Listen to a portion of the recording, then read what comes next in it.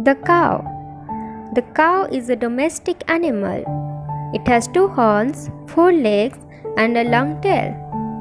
Cow is white, black, and brown in variety. It eats grass and vegetables.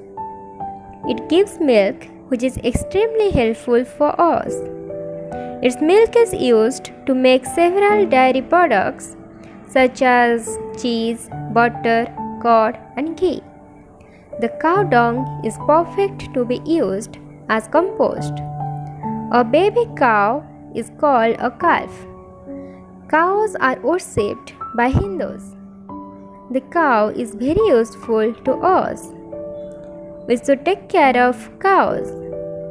The cow is called the animal with emotions. They are really calm and quiet. Brazil is a country with most species of cow.